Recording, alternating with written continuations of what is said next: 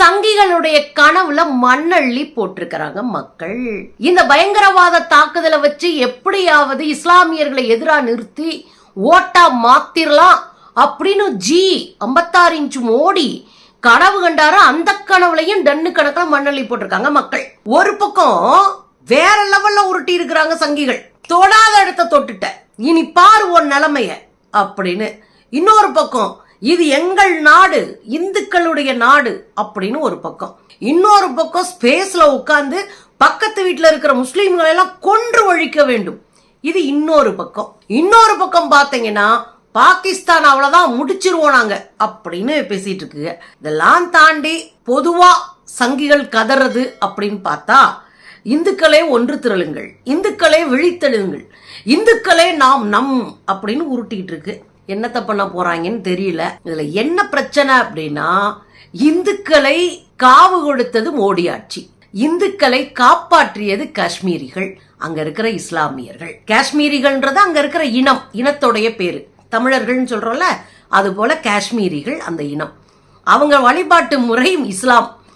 இந்த மக்கள் தான் அங்க பாதிக்கப்பட்ட மக்களை பத்திரமா பாதுகாத்து அக்கா தங்கச்சியா வச்சு பணம் கொடுத்து அனுப்பி இருக்கிறாங்க.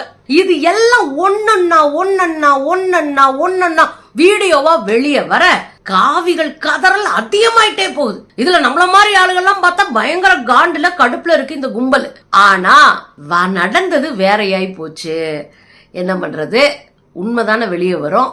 ஒருவேளை சமூக ஊடகங்கள் இல்லைன்னா இவனுங்க நம்ம எப்படி மூளையை கழுவி இருப்பானுங்கன்னு நான் யோசிச்சிருக்கேன். சமூக வலைத்தளங்கள் இல்லன்னு வச்சுக்கோங்க, அப்பப்ப நியூஸ் வந்து விழுந்துகிட்டே இருக்கு, எல்லா உண்மையும் வந்து விழுந்துகிட்டே இருக்கு.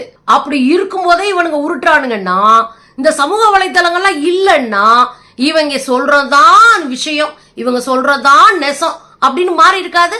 உண்மையிலேயே சமூக வலைத்தளங்களை கொண்டாடி ஆகணுங்க, அப்படித்தான் எனக்கு இன்னைக்கு தோணுச்சு. இதுல நம்ம ரங்கராசு இருக்காப்ல, அதாங்க ஜானகியா டிவி ஓனரு, அவர் உருட்டுன உருட்டு இருக்கு பாருங்க. இந்துக்களின் மீது தாக்குதல், இந்துக்களை அவமானப்படுத்தி விட்டார்கள், இந்துக்களினுடைய உள்ளாடைகளை கலைந்து சுன்னத் செய்திருக்கிறார்களான். இப்படி எதுவுமே நடக்கல. அதுதான் இன்னைக்கு தெரிஞ்ச உண்மை. பயங்கரவாதிகள் உள்ள வந்து யாருகிட்டையும் பேசல, அவன் பாட்டுக்கு ஆளுக்கு ஒரு மரத்துக்கு பின்னாடி நின்னு சுட்டு தள்ளி இருக்கான். அவன் பாட்டுக்கு சுட்டு தள்ளி இருக்கான் கண்ணை மூடிக்கிட்டு. இது ஒரு 5-6 ரவுண்டு சுட்டுட்டு அவன் பாட்டுக்கு ஓடி போயிட்டான். இங்க என்ன கிளப்பி விட்டானுங்க இந்த சங்கி கும்பல் வந்து, முஸ்லீமானு செக் பண்ணாங்க, ஐடி கார்டை செக் பண்ணாங்க, அதுக்கப்புறம் அவங்க உள்ளாடைகளை கழட்டி செக் பண்ணாங்க. இன்னைக்கு ஆட்டுக்குட்டி கூடுதலா சொல்லிருக்கு, 2 குரான் வசனம் சொல்ல சொன்னாங்களாம். யாருடா நீங்க, எங்க இருந்துடா அதெல்லாம் கண்டுபிடிப்பீங்க?